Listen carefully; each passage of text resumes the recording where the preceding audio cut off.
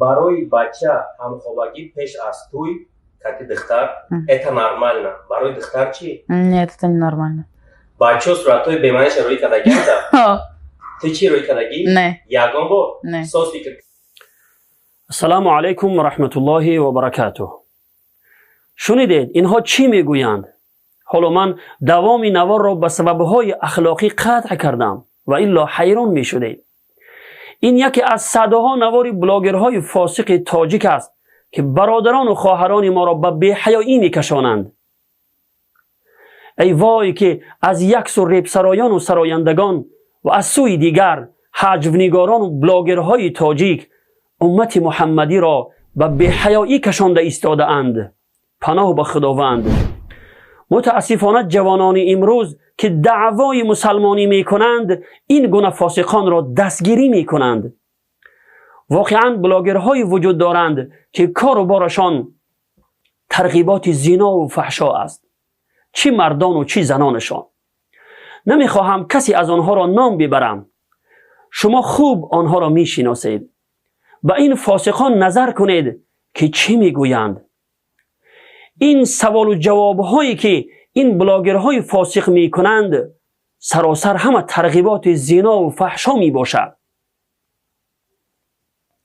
ای جوان مردان مسلمان، مگر پیش از زنگیری با دختر همخوابگی کردن نرمال نه هست؟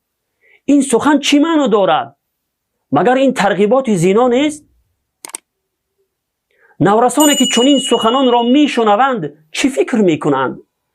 زنا یکی از گناهان هلاک‌آور است که جامعه را به تباهی و بربادی می کشاند و عاقبت آن خیلی خطرناک است.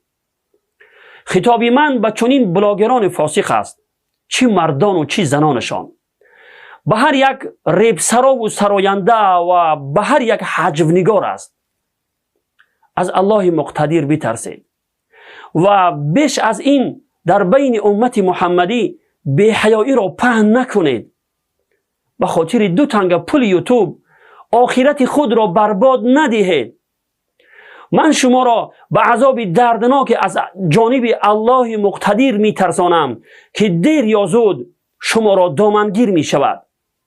ببینید کسانی که فقط دوست داشتند که بی‌حیایی در بین مؤمنان پهن شود، الله متعال آنها را به عذاب دردناک در دنیا و آخرت وعده کرد. پس شما که خود بی‌حیایی را در بین امت پهن کرده ایستاده اید، نمی ترسید که عذاب خداوند شما را دامنگیر شود؟ به آیت 19 سوره نور یک نظر اندازید. خوب فکر کنید و پیش از نزول عذاب خداوندی توبه کرده به سوی الله بازگردید، ورنه انتظار عذاب الله باشید که دیر یا زود شما را دامنگیر می شود. السلام علیکم و رحمت الله و برکاته.